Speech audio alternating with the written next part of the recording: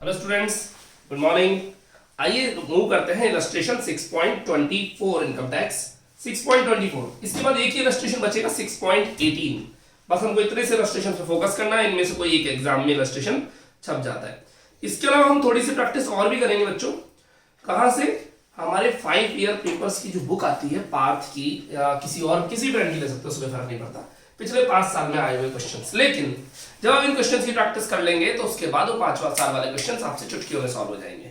मैं आपको बोलना चाहूंगा इस चैप्टर की प्रैक्टिस इलस्ट्रेशन 24 हो जाए, फिर 18 हो जाए, फिर उसके बाद जिस सीरियल में मैंने कराया प्लीज दोबारा करना और लगभग 2 दिन के अंदर अंदर, यानी अगले 2 दिन के अंदर अंदर पूरा चैप्टर वापस एक बार हाथ से निकाल लेना। बच्चों चैप्टर में कमांड बन जाएगी, वरना चैप्टर आपके हाथ से निकल जाएगा। दोनों में बहुत डिफरेंस है। क्या बोल रहा हूं मैं? अभी 24 करो, उसके बाद 18 में करवा रहा हूं, देन डे आफ्टर मैं चैप्टर एंड कर दूंगा और उसके बाद अगले 2 दिन में आप पूरा चैप्टर दोबारा निकालिएगा एक रफ कॉपी में अपने हाथ से। अदरवाइज दिक्कत आएगी। ऐसे और अगर हाथ से निकाल लोगे तो फिर याद हो जाएगा। क्योंकि ऑफलाइन क्लासेस में तो मैं क्या करता हूँ, ऑफलाइन क्लासेस में पहले बीएनपी पढ़ाया, बीएनपी के बाद मैंने कैपिटल गेन पढ़ाया और फिर वापस बीएनपी पढ़ा देता हूँ। लेकिन यहाँ पर वापस पढ़ाने का कोई मतलब नहीं है, तो यही क्लास मैं रिपीट कर दूंगा एज इट इज। तो प्लीज आप इसी वीडियो को दोबारा देख लीजिएगा, अगर देखना हो तो, नहीं देखना हो तो सेल्फ पढ़ लीजिएगा। वैसे जरूरत नहीं है दोबारा देखने की, सेल्फ पढ़िएगा, दिक्कत हो तो फिर वीडियो का सपोर्ट ले लीजिए, तो कोई इशू वाली बात नहीं है। 6.24 प्लीज आइएगा जरा। Z is engaged in manufacturing फलाना ठिकाना, compute is taxable income, profit, business and profession, फालतू की चीजें। पीएनएल में आओ। Cost of goods sold business की होती है, हमें कोई दिक्कत नहीं। ऑफिस एक्सपेंसेस बिजनेस की होता है, हमें कोई दिक्कत नहीं। सैलरी टू एम्प्लॉइज बिजनेस की है। Expenditure on scientific research business की है, इसके बारे में डिटेल में बाद में बात कर लेंगे। एंटरटेनमेंट एक्सपेंस, ट्रैवलिंग एक्सपेंस तक मुझे कोई दिक्कत नहीं है। इनकम टैक्स कैसे आ गया यहाँ पे? नहीं आना चाहिए ना, दिस अलाउ क्रॉस लगाइए इनकम टैक्स में। जीएसटी बिजनेस का खर्चा है, कोई दिक्कत नहीं है। म्युनिसिपल टैक्स जिसमें क्वार्टर्स का है, उसके अंदर एम्प्लॉइज रह रहे हैं, आउटस्टैंडिंग एम्प्लॉइज रहने तो बिजनेस का कोई दिक्कत नहीं। आउटस्टैंडिंग इसके बारे में बाद में बात करेंगे डिटेल में। स्टार्ट लगा लीजिए। Insurance, factory, advertisement, other expenses, depreciation मुझे कोई दिक्कत नहीं, डेप्रिसिएशन अंडरलाइन कर लो, है ना, डिस्कस करेंगे इसके बारे में। साइड में है सेल्स आफ्टर प्रोसेसिंग बिजनेस की होती है। Rent of quarters to employees, है ना, rent of quarters to employ, from employ होना चाहिए वैसा लैंग्वेज में, एम्प्लॉइज से आ रहा है, बिजनेस का है, कोई दिक्कत नहीं, क्योंकि कौन रहता है? एम्प्लॉइज रहते हैं, है ना। Rent of house let out to foreign bank, यहाँ नहीं आएगा, हाउस प्रॉपर्टी का है भाई। ये कहा था अगर मकान के एम्प्लॉइज रह रहे तो बिजनेस का, एम्प्लॉय नहीं रह रहे तो फिर हाउस प्रॉपर्टी का, है ना। Good sold without processing, good sold with processing, without processing क्या फर्क पड़ता है बच्चों? माल आया यूं बेच दिया, माल आया प्रोसेसिंग करके बेच दिया, अरे बेचा तो है ना, माल ही तो बेचा है, बिजनेस का है, कोई दिक्कत वाली बात नहीं है। फर्स्ट पॉइंट पढ़िए। ऐसे एक एक पॉइंट पढ़ने में सब गड़बड़ हो जाएगी। पहले जिन आइटम्स के बारे में समझ में आ रहा है उन्हें ट्रीटमेंट करते हैं और फिर साथ साथ चलेंगे धीरे धीरे। आइए साहब, हम बढ़ रहे हैं इलस्ट्रेशन नंबर 24 की तरफ। ये लीजिएगा, ये लीजिए, profits as per PNL account. एक बड़ा क्वेश्चन है, थोड़ा बड़ा पेज लीजिएगा क्योंकि ये लार्जेस्ट क्वेश्चंस की साइज में आते हैं 23 और 24। Profits as per PNL account बच्चों 454690, नीचे नीचे ढूंढिए, 454690 ढूंढिए, नीचे नीचे मिल रहा है क्या? गुड। मुझे जो पसंद नहीं आ रहा वो है इनकम टैक्स, वो disallow, add income tax disallow. और कितना इनकम टैक्स अमाउंट चेक कर लेते हैं अभी। इनकम टैक्स का अमाउंट मुझे मिल रहा है 141400, 141400 डिसअलाउ है तो ऐड कर देंगे खर्चे को, है ना। ऐसी इनकम नजर आ रही है जो मुझे पसंद नहीं आ रही, rent from house let out, कितना? 1,30,000 रुपए, तो उस इनकम को भी हटा देते हैं। Less rent received from foreign bank, rent received, received ही होगा इनकम साइड में, फ्रॉम बैंक, कुछ भी लिख लो, क्या फर्क पड़ता है ना। किसी बाहर वाले को किराए पे दिया है, कितना? 1,30,000 रुपए, तो इस इनकम को भी मैंने यहां से हटा दिया। और इनकम हटती है तो बच्चों लेस होती है, ये लीजिए ब्रैकेट लगा दिया, 1,30,000 रुपीज। तो पीएनएल मिल रही है ना वो क्रेडिट साइड में, तीसरा आइटम, है ना, डन। तो हाउस प्रॉपर्टी की थी तो उस पर हाउस प्रॉपर्टी लिख के क्रॉस लगाया, नहीं लगाया आपने? लगा दिया ना, गुड। चलिए एक एक करके नीचे वाले पॉइंट्स पढ़ना शुरू करते हैं और सबका ट्रीटमेंट करेंगे धीरे धीरे। पॉइंट नंबर 1 में बड़ा झोल है भैया, आराम से पढ़ना है ना। कह रहा है कि जो out of the goods purchase 4 lakh rupees, हमने किसी रिलेटिव की दुकान से खरीदा था, लेकिन अगर उसकी फेयर मार्केट वैल्यू देखें तो 3 लाख से ज्यादा नहीं है। क्या कह रहे हैं, out of the goods purchase goods of rupees 4 lakh was purchase from the relative, in normal circumstances the payment should be not more than 3 lakh rupees. यानी इनकम टैक्स डिपार्टमेंट क्या करेगा, जो 1 लाख रुपए एक्सेस वैल्यू उसको डिसअलाउ कर देगा। भाई रिलेटिव की दुकान से आप 4 लाख का बिल बनवा रहे, लेकिन मान लो 3 लाख का ही था, तो 1 लाख रुपए एक्स्ट्रा पे कर दिया, डिसअलाउ। तो add payment more than fair value, payment more than fair value, payment more than fair value, जितना भी एक्सेस अमाउंट होता है वो डिसअलाउ हो जाता है। रुपए स्पेस मैंने ऊपर नीचे कर दिया, कोई नहीं, अमाउंट इधर लिख देते हैं, 1 लाख रुपए डिसअलाउ। ठीक है, आगे बढ़ते हैं। अब बच्चों सेकंड पॉइंट बड़ा खतरनाक है, क्या कह रहा है ये जरा समझना। जो कह रहा है regarding the above mention goods, जो ऊपर वाला गुड्स था उसमें हमने 3,10,000 रुपए का पेमेंट तो अकाउंट पे ही डिमांड ड्राफ्ट से कर दिया, कोई दिक्कत नहीं। 90,000 रुपए पेमेंट बियरर चेक से कर दिया। अब देखो अगर नॉर्मल सर्कमस्टांस में बात करें तो आपने जो पेमेंट 10,000, अरे क्या बताया था, अगर 10,000 रुपए से ज्यादा का पेमेंट तो आपको कैसे करना है, अकाउंट पे चेक, डिमांड ड्राफ्ट या इलेक्ट्रॉनिक मोड में करना है, ये बताया था। 90,000 का पेमेंट इन्होंने कैसे कर दिया, बियरर चेक से कर दिया, तो डिसअलाउ होना चाहिए। लेकिन आप मेरी बात समझिए, टोटल पेमेंट करना था अगले को 4 लाख, फर्स्ट वाले पॉइंट से रिलेट किया, बोला है ऊपर वाले पॉइंट वाले पॉइंट है ना, उसमें से आपने अलाउ किया 3 लाख और 1 लाख कर दिया डिसअलाउ।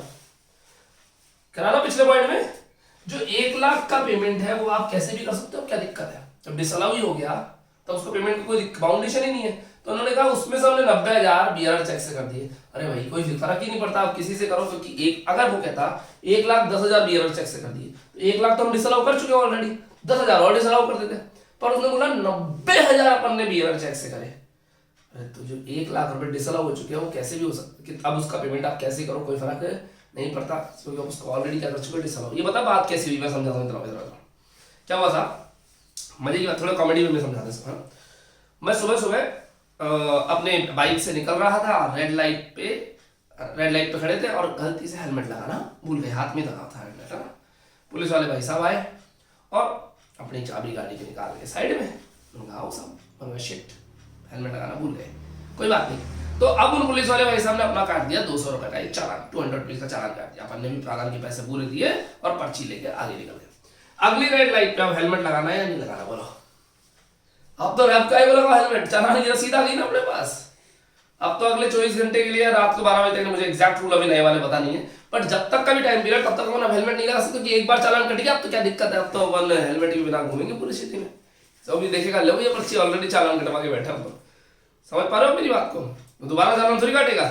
तो ये वही चीज है कि आज जब 1 लाख रुपए को डिसअलाउ कर चुके तो उस 1 लाख रुपए का दोबारा डिसअलाउ थोड़ी करोगे, और उसको तो कैसे भी कर सकते हो। तो इस 1 लाख में से इन्होंने कहा कुछ पेमेंट 90,000 रुपीज हमने बियर चेक से कर दिया, कोई फर्क नहीं पड़ता।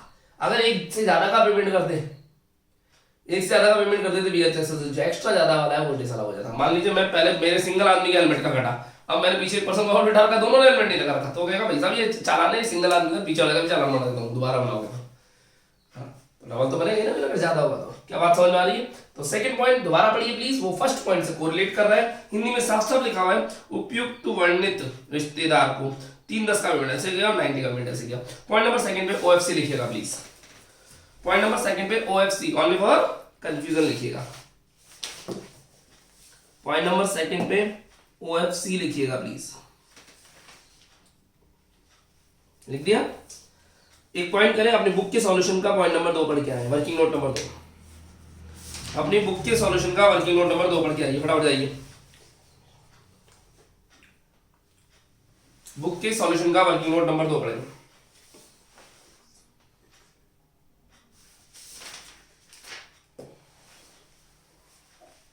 स्टार लगाए इस पे, स्टार लगाइए अपनी बुक में, यही बात कह रहा है ये भी। आगे बढ़िए, थर्ड पॉइंट प्लीज। एक पॉइंट पढ़ाया था मैंने आपको नोट्स में, पेमेंट आफ्टर आईटीआर डेट। क्या थी वो आईटीआर की डेट, 30 सितंबर 2019। अगर कोई पेमेंट 1920 का है, सॉरी 30 सितंबर 2020 हो गया आपके लिए ना, 1920 का, हाँ यस सही है, 1920 का पेमेंट है और आपने उसको 30 सितंबर 2020 तक भी पेमेंट नहीं किया था डिसअलाउ, उसके बाद कर रहे था, उससे पहले करते था अलाउ। बिल्कुल ऐसा ही पॉइंट। थर्ड पॉइंट, कर्मचारी को बोनस दिया तो 28,600 का बोनस तो 30 सितंबर 2020 तक दे दिया, और 36,000 रुपये बोनस 1 दिसंबर 2020 को दिया है, और ये वेतन ये बोनस जो है ऊपर वाले सैलरी में इंक्लूड है। तो भाई साहब आपने जो 28,628,600 दिया वो तो विद इन द टाइम दे दिया, लेकिन जो रिमेनिंग अमाउंट है 36,000 वो टाइम के बाद जाके दिया, तो वो डिसअलाउ हो जाएगा। तो 36,000 को अंडरलाइन करके छोटा सा क्रॉस लगा लीजिए बुक में। Add payment after ITR date,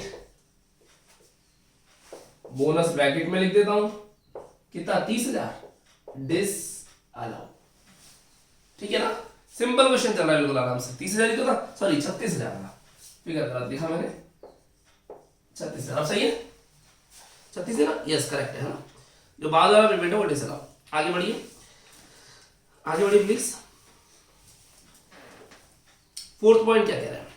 fourth point कह रहा है अब पेमेंट था 40,000 रुपीज का, interest was made out of India by account pay demand draft but no TDS at source. ओहो क्या कर दिया, बोले 40,000 का पेमेंट करा दो डिमांड ड्राफ्ट से, अच्छी बात है भाई, तुमने डिमांड ड्राफ्ट से कोई दिक्कत नहीं, लेकिन टीडीएस नहीं काटा, और इंडिया के बाहर पेमेंट हो रहा है, और इंडिया के बाहर पेमेंट होता है तो टीडीएस काटना कंपलसरी है, अगर नहीं काटोगे तो सारा पेमेंट डिस अलाउ।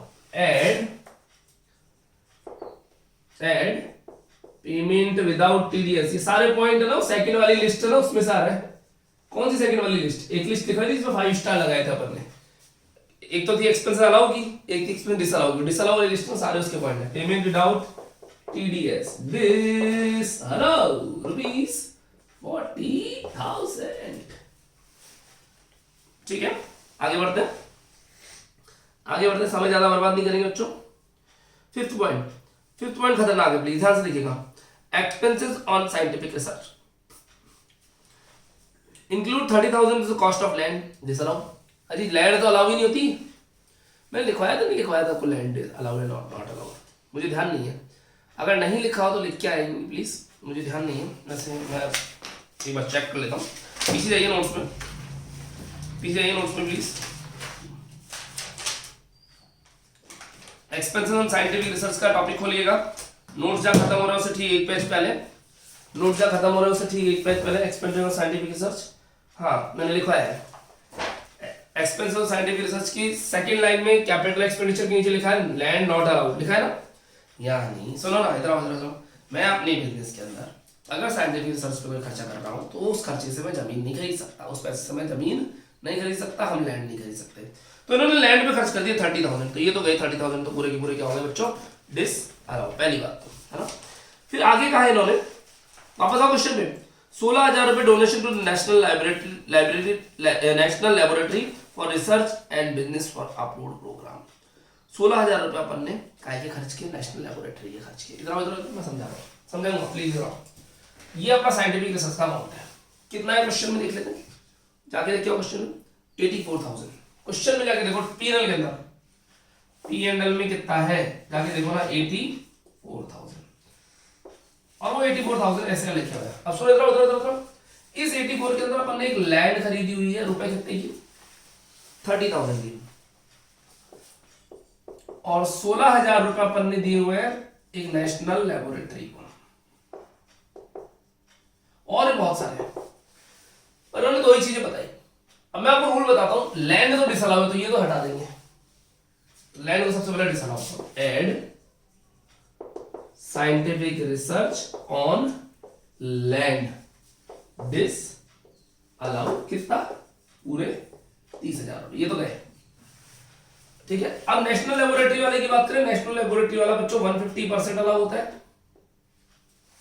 अब आपको ये मानना है कि आपने सामने वाले को, जैसे मैं हूं एक बिजनेसमैन, सामने लेबोरेटरी वाला, लेबोरेटरी वाले को 16,000 रुपए देके आए हो, तो अपने पीएनएल में 16 थोड़ी लिख लेते, पीएनएल में लिख लेते 24 150%, 16,000 का 150%, 16,000 इंटू 150% करके देख लो 24,000 आएगा। आपने अपने पीएनएल में कितने लिख रखे हैं 16, तो रिमेनिंग जो बच रहा है 8,000 वो और लिख दो। तो मैं एक और चीज कर रहा हूं, तो खर्चा आ रहा है, अब खर्चा आ रहा है, जानी ना, लेस साइंटिफिक रिसर्च है ना, लेस अलाउड, पहले कम अलाउड किया हुआ है, होना कितना चाहिए था 16,000 का 150% होना चाहिए था। 16,000 का 150% 24,000, लेकिन ऑलरेडी लिख कितना रखा है आपने केवल 16,000, तो आप कितना लिख दोगे 8,000। सर आपको कैसे पता ऑलरेडी लिखा हुआ है 16,000? अरे भाई इधर आपने अपने पीएनएल में कितने लिखे हुए हैं 84, उस 84 के अंदर पीएनएल में कितना है 16, तो पीएनएल में आ तो गया ना 16, आना कितना चाहिए था 24, तो 8 और लिया है। ठीक है, लेस अलाउड अर्लियर कर दो, लेस अलाउड अर्लियर, पहले कम अलाउ कर रखा था, इसको और अच्छे से लिखता हूँ, आप लोग कम समझ में आ रहा है, थोड़ा अच्छे से लिख देता हूँ। होना चाहिए था 16,000 का 16,000 यस 16,000 का 150%, और आपने अपने पीएनएल में लिख रखा है मात्र 16,000, तो बाहर कितना आ जाएगा 8,000 एक्स्ट्रा वाला। ठीक है ना, होना चाहिए था 24,000, है कितना 16,000, तो और कितना आ जाएगा 8,000। लेस लिखा है तो ब्रैकेट लगाएंगे, भूलना नहीं है ना। ठीक है सर, लेस क्यों कर रहे हो बच्चों, खर्चा आ रहा है, खर्चा जब आएगा तो प्रॉफिट कम होगा। आगे बढ़िए, नेक्स्ट पॉइंट प्लीज। छोटे छोटे से पॉइंट से परेशान करते हैं। हाँ, छठा पॉइंट बड़ा बहुत अच्छा है। एडवर्टीजमेंट एक्सपेंस में इंक्लूड है 10-300 advertisement on periodical of the political party. Political party का एडवर्टाइजमेंट अलाउ होता है क्या? नहीं, अरे पॉलिटिकल पार्टी का अलाउ ही नहीं होता, डिसअलाउ।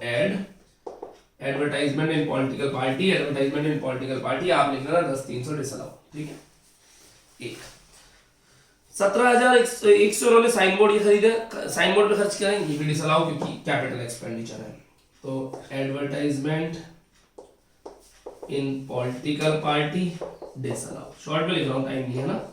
और ये है capital expenditure, sign board, capital expenditure disallow, क्योंकि साइन बोर्ड तो असेट्स है ना, असेट्स थोड़ी आती है। कितने की 17,100 17,100 डिसअलाउ। अब 17,100 पे डेप्रिसिएशन आएगा, याद रखना है, असेट्स आ गए ना तो बाद में लगाएंगे, थोड़ी देर आगे बढ़ते हैं। And 22,000 revenue expenditure was paid in time in cash. ये लो सत्यानाश, 22,000 रुपए का पेमेंट कैश में कर दिया, 10,000 से ज्यादा कर नहीं सकते, डिसअलाउ, सारे के सारे डिसअलाउ हो गए। Add payment in cash disallow, payment in cash disallow, कितना रुपए 22,000। Done done done. आगे बढ़िए, ट्रैवलिंग एक्सपेंस में अच्छा पॉइंट है। अब आप पढ़िए, सातवां पॉइंट आप कर देंगे, खुद ही कर देंगे। 17 सातवां पॉइंट प्लीज, सातवां पॉइंट आप खुद ही कर देंगे, पढ़िए प्लीज, हो जाएगा। बहुत इजी पॉइंट्स है, दिखने में हार्ड लग रहे हैं, है नहीं, हम सॉल्व कर रहे हैं तो इजी है, सॉल्व कर रहे हैं तो इजी है, देखने में हार्ड लगता है बच्चों, है नहीं।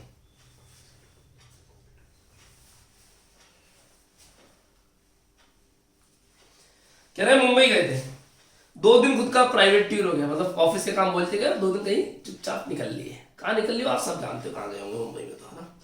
तो 1,60,000 में से 8 दिन का टूर कराया उन्होंने, 6 दिन ऑफिस था, 2 दिन का पर्सनल था, पर्सनल वाला डिसअलाउ कर दो, पर्सनल वाला डिसअलाउ कर दो। मेरे पास उधर जगह नहीं है, इधर थोड़ी जगह बना लेता हूँ, और जगह तो बनाने से बनती है बच्चों, जगह इधर बनाऊंगा तो फिर मैं वर्किंग नोट्स कहाँ करूंगा, बहुत इशू आ रहा है, थोड़ा इधर ही बनाते हैं। एंड पर्सनल ट्रैवलिंग एक्सपेंस कितना था टोटल? 1,60,000, कितने दिन का? तो 8 दिन का। पर्सनल कितने थे? 2 दिन का निकाल, 2 दिन का निकालो, 40,000 रुपए आ रहा है मेरे हिसाब से। यस 40,000 रुपए, ओके। डिसअलाउ तो ऐड हो जाएगा, ठीक है ना भाई। सेठ जी ने 8 दिन का पैसा दे दिया, 2 दिन का पर्सनल था, डिसअलाउ। आगे बढ़ जाओ, next please, next point please. 8 point, assessee obtained a loan 25,000 on hundi, out of which 15,000 was paid in cash including the interest 3,000 rupees। ये आपके लिए क्रिटिकल पॉइंट है, स्टार लगा लो इस पॉइंट पे, परेशान करेगा है ना। स्टार लगाते, स्टार लगा लो, थोड़ा हार्ड है। एक ये पॉइंट और एक वो साइंटिफिक रिसर्च वाला, दोनों है ना। लोन लिया, हुंडी क्या होती है सर? सबसे पहले पर्चियां होती है बच्चों, कुछ पर्चियां, यानी एक कागज पत्री पे जैसे लिखत पढ़त में काम कर लिया अपने लेवल पे, बैंक से लोन नहीं लिया, ठीक है, बैंक से नहीं लिया, हुंडी पे लिया, कितने का? 25,000 का। लोन लेना इज डजंट मैटर, कोई मतलब नहीं होता। अब पे कैसे किया? 15,000 was paid in cash including interest 3,000 rupees.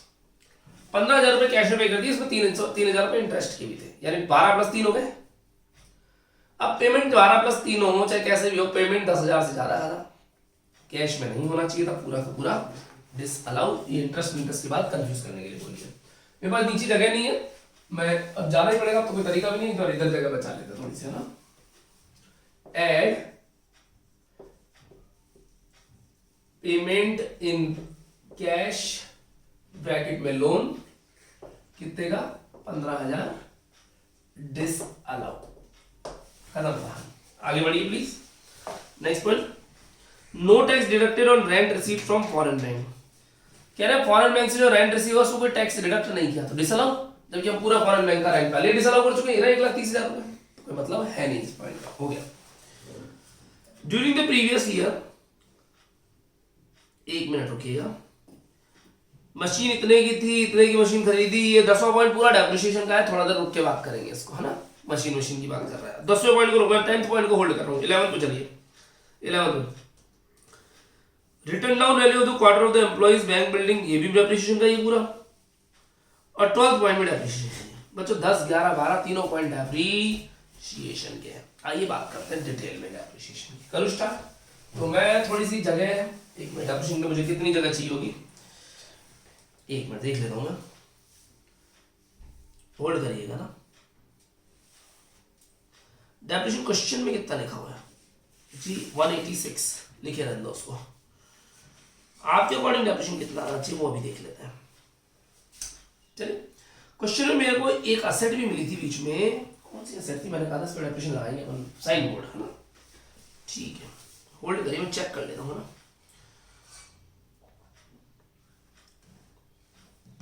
तो पूरा क्वेश्चन एक बार एनालिसिस कर रहा हूँ, कहीं कोई दिक्कत ना हो। ठीक है, पढ़ते हैं एक बार, थोड़ा सा समझ में आ जाएगा। 10th point, during the previous year SSC purchased a machine 6 lakh rupees in 1 July 2019, other machine 5 lakh rupees की 1 दिसंबर 2019 को, और start a new industry in backward area of Bihar. 6 lakh की एक खरीदी, 5 लाख की एक खरीदी। 6 लाख वाली खरीदी 3 अक्टूबर से पहले, 5 लाख वाली खरीदी 3 अक्टूबर के बाद, तो दोनों में डेप्रिसिएशन लगे, एक पे फुल एक पे हाफ। ठीक है, फिर इन पे एडिशनल डेप्रिसिएशन भी लगेगा क्योंकि मशीनरी और मैन्युफैक्चरिंग यूज में आ रही है। ठीक है, तो एक बार तो इस पर डेप्रिसिएशन लगा लेते हैं, है ना।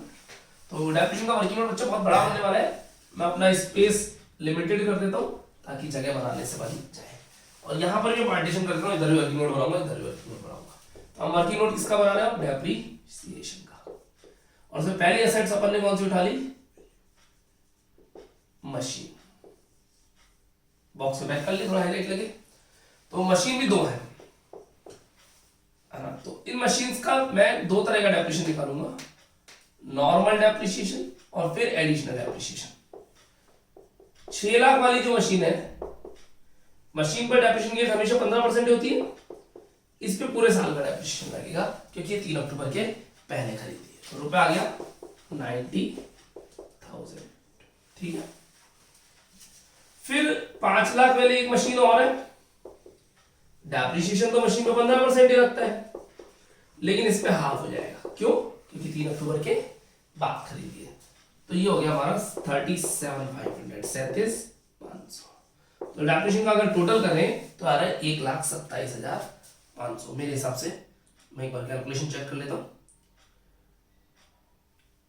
1,27,500, मैं कैलकुलेशन है नहीं बट ठीक है, 1,27,500 तो आ रहा है, परफेक्ट है। एक बार एडिशनल डेप्रिसिएशन निकाल लेते इसी मशीन पे, दोनों पे। सर एडिशनल क्यों? जब ये मशीन की बात होती है तो नई मशीन है, मैन्युफैक्चरिंग पे यूज में आ रही है, तो हमें एडिशनल डेप्रिसिएशन लगाना पड़ेगा। कितना? 6 लाख। पहले बच्चों डेप्रिसिएशन लगता था 20% additional depreciation, but additional depreciation क्योंकि बिहार में ही, तो डेप्रिसिएशन की रेट 15% एक्स्ट्रा हो जाएगी। कितनी? 35%। सर ये कब बताया आपने? जब एडिशनल डेप्रिसिएशन की रेट लिखवाई तो डेप्रिसिएशन के नोट्स खोलिए, है ना, उसके अंदर मैंने लिखा है ना, बिहार बैकवर्ड एरिया के अंदर आता है, उसमें 35% डेप्रिसिएशन लगेगा। तो 35%। और 5 लाख वाली में 35% ही रहेगा, बट वो भी क्या हो जाएगा, हाफ। वही ऊपर हाफ चल रहा था, वही नीचे हाफ चलेगा। मैं कैलकुलेशन कर लेता हूँ, दोनों कैलकुलेशन। 2,10,000 और 87,500। 2,10,000 और 87,500, तो इट विल बी 297,500। ये तो मशीनरी के दोनों डेप्रिसिएशन हो गए। आप चाहो तो दोनों को टोटल भी कर सकते हो, अभी मैं सारे टोटल एक साथ ही कर दूंगा, या कर दूं मशीनरी का डेप्रिसिएशन का टोटल, जैसे आपको अच्छा लगे कर ही दो। क्या पता एग्जामिनर ने इसके मार्क्स रखे हो, क्या पता एग्जामिनर ने आधा मार्क्स का, आधा मार्क्स का, आधा इसका भी रखा हो, तो अपने आधा आधा तो मिल जाएगा, पर ये वाला आधा चले जाएगा। कर दो टोटल अपना क्या जाता है, कैलकुलेटर निकाल लेते हैं। 127,500 और 297,500, 4,25,000 रुपए। 4,25,000। कुछ नहीं आ रहा तो प्लीज अभी के भी पूछिए, वरना एक चीजें और झोल हो जाएंगी। दूसरी असेट मैंने उठा ली क्वेश्चन में से, साइन बोर्ड था ना, एक साइन बोर्ड फर्नीचर वाला है ना, फर्नीचर में तो होता है साइन बोर्ड, है ना? कितने का था वो साइन बोर्ड? कैपिटल एक्सपेंडिचर के नाम से लिखा था, ये रहा 17,100 का। ठीक है, तो साइन बोर्ड है 17,100 का है, फर्नीचर की कैटेगरी में आता है, 10% डेप्रिसिएशन लगेगा। अभी साइन बोर्ड की डेट देख के आ जाते हैं, 3 अक्टूबर के पहले या बाद में। तो साइन बोर्ड वाले पॉइंट में गए और यहां पर कोई डेट दी हुई नहीं है पूरे क्वेश्चन में। सर कौन सा पॉइंट है साइन बोर्ड वाला? Point number 6 please. Point number 6, कोई डेट नहीं दी, पूरे साल का डेप्रिसिएशन लगा ले, और कोई तरीका भी नहीं। 1,710 रुपए, ये भी गए। तीसरी असेट हमारे को दिख रही है इसमें, एक बिल्डिंग। मैं भी केवल कैलकुलेशन कर रहा हूं, बाद में बात करेंगे डिटेल में करना क्या है, ट्रीटमेंट वहां क्या होगा, ट्रीटमेंट कहां है सर बिल्डिंग। आइए बिल्डिंग की बात कर लेते हैं। बिल्डिंग में एम्प्लॉइज रहते हैं, ये बात तो आपको पता है, क्वेश्चन में हमने इतनी देर पहले पढ़ी जाता है। आओ पढ़े point number 11 please. Return down value quarter for employees and bank building. बच्चों बैंक बिल्डिंग वाला तो यहाँ आएगा ही नहीं, बैंक बिल्डिंग वाला तो हाउस प्रॉपर्टी का है। 8 लाख रुपीज और 12 लाख रुपीज, तो अपने को तो 8 लाख वाली से मतलब है, 12 लाख वाली से, 8 लाख वाली से। Few new quarters are purchase in 12-13 and at the time 2 lakh रुपए पेड इन कैश। 12-13 में 2 लाख का कैश पेमेंट किया, उससे हमें कोई मतलब है ही नहीं। आप तो सीधा सीधा 8 लाख पे डेप्रिसिएशन लगाओ। इधर आओ, बिल्डिंग फॉर एम्प्लॉइज कितने की? 8 लाख की। और कमर्शियल यूज हो गया या रेजिडेंशियल यूज है? Residential use. एम्प्लॉइज रहते हैं रेजिडेंशियल, कितना? 5%। तो 8 लाख का 10% होता है 80,000, 5% हो गया 40 के, 40 के, 40,000 लिखते हैं है ना, 40 के। नहीं आ रहा समझ में? ठीक है, अभी कह रहे हैं 2 लाख की एक मशीन। एक बार मैं बात कर रहा हूँ, पूरी बात पूरी नहीं है ना। चौथा एक और, depreciation on building for bank, वो यहां आएगा या नहीं आएगा? नहीं आएगी। क्यों? अरे बिल्डिंग बैंक को दिए, बिजनेस का क्या लेना देना, हमने बैंक को किराए पे दिए, कौन से हेड का है? हाउस प्रॉपर्टी का है, यहां पर आएगा ही नहीं। ठीक है, 2 लाख का कैश पेमेंट दिया 12-13 में, उससे अभी क्या मतलब है कैश पेमेंट किया या उधार पेमेंट किया, और कौन से वाले क्वार्टर्स पे किया, कुछ पता ही नहीं यहाँ पर। तो देखो साफ साफ लिखा है, few quarters were purchased in 12-13 and at the time of 2 lakh rupees पर paid in cash। मैं इसके ऊपर एक बार नोट्स में पढ़ लेता हूँ, कुछ कहा हो तो इसने, बाकी मेरे को नहीं लगता कुछ कहा होगा इसने।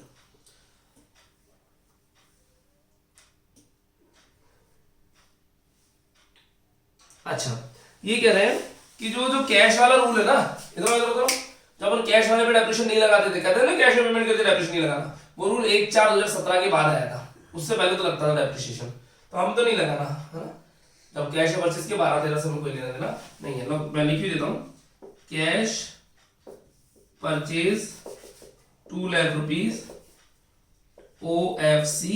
क्यों? क्योंकि कैश वाला जो रूल था डेप्रिसिएशन नहीं लगेगा, वो आया था 2017 में। इसके लिए अपन बुक का वर्किंग नोट नंबर पढ़ लेंगे, रेफरेंस लगा देता हूं, और वो दिया हुआ है बुक का वर्किंग नोट नंबर 10। बुक का वर्किंग नोट नंबर 10 बुक। तो अब टोटल डेप्रिसिएशन की मैं पूरी की टोटल कर लेता हूं। आओ जरा सभी लोग बोर्ड में यहां गलती नहीं करेंगे प्लीज। 4/25 टोटल कर दिया था ना हमने, प्लस 1710 प्लस 40,000, 466,710, 466,710 इतना डेप्रिसिएशन लगना चाहिए। 466,710, कोई दिक्कत? ये और चेक कर लेता हूं, कुछ इशू आ रहा है एक बार क्वेश्चन में, चेक कर लेता हूँ ना, डेप्रिसिएशन में इशू है।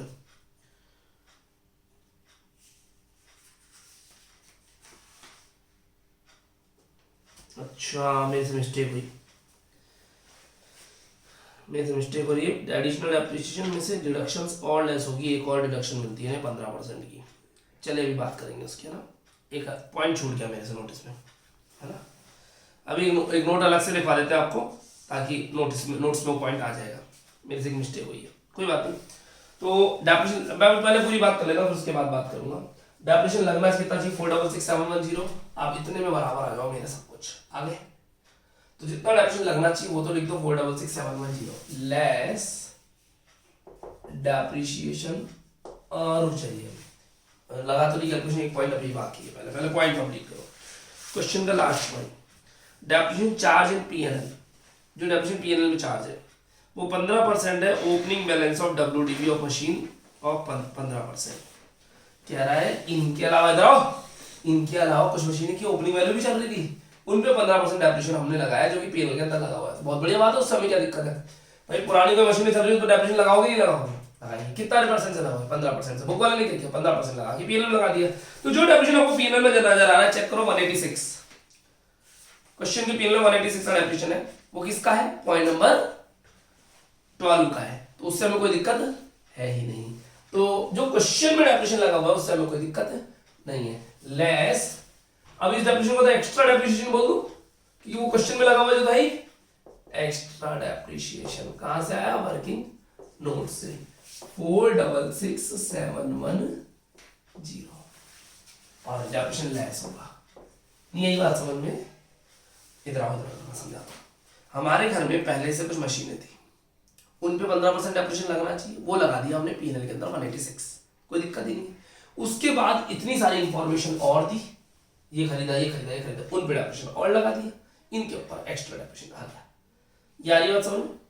तो क्वेश्चन वाला डेप्रिसिएशन उसको डिसअलाउ करेंगे क्या? नहीं, उनको डिसअलाउ करने का सवाल ही पैदा नहीं होता क्योंकि वो तो लगना ही चाहिए था, कोई दिक्कत नहीं। चलिए अब एक पॉइंट मेरे से छूट गया है, उसकी बात करते हैं, बाकी तो क्वेश्चन खत्म हो चुका है। क्या हुआ साहब, एक गवर्नमेंट ने एक स्पेशल डिडक्शन देना और शुरू करी। गवर्नमेंट ने क्या कहा जरा सुनना।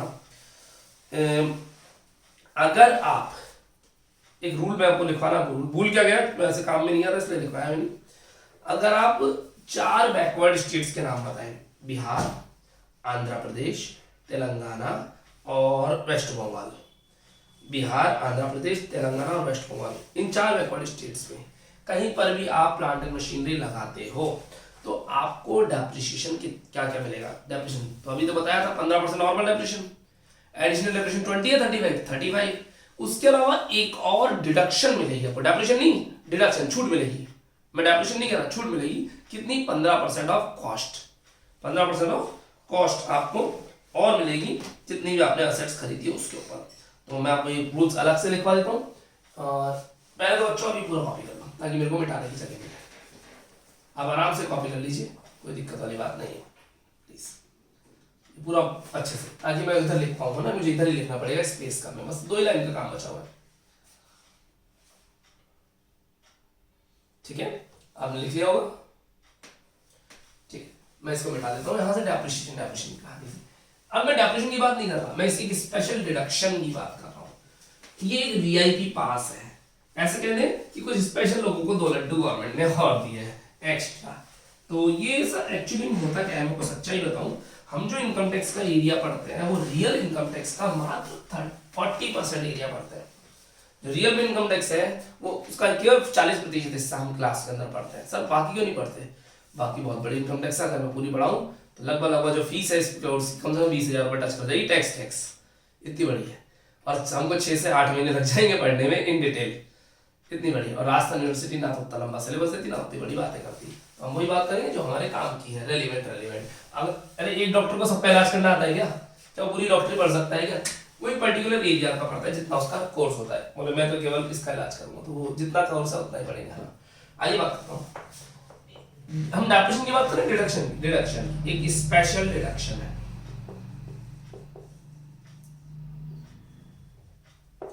एक स्पेशल डिडक्शन है, एक विशेष प्रकार की छूट है।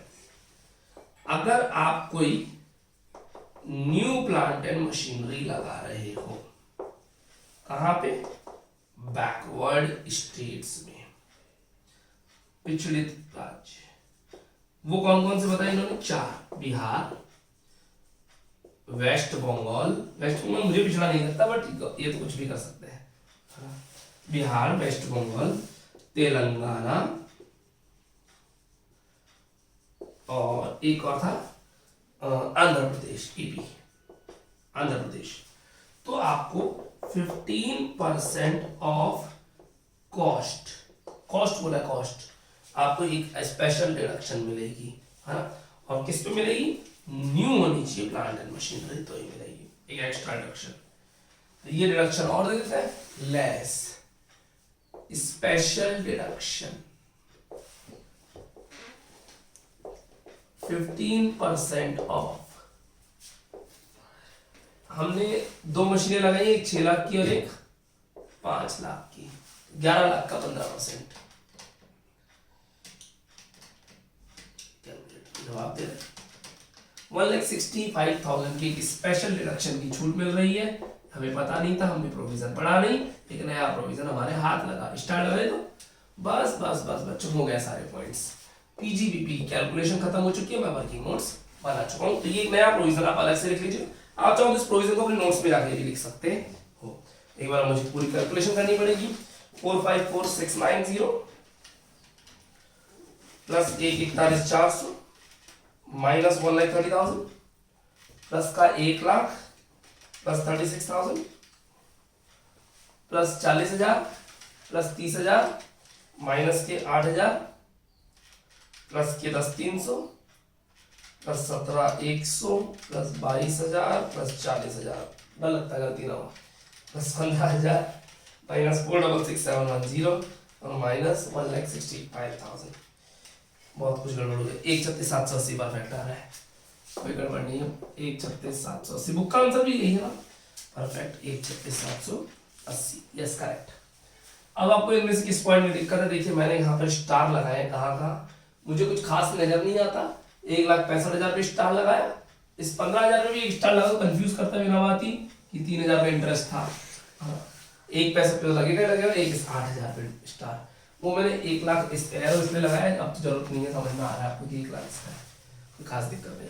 तो इलस्ट्रेशन 24 बच्चों यहीं पे खत्म होता है। आप चलेंगे इलस्ट्रेशन नंबर 18 पर, आज की क्लास में नहीं, कल एक लास्ट क्लास और लेंगे। आज के लिए थैंक यू बाय।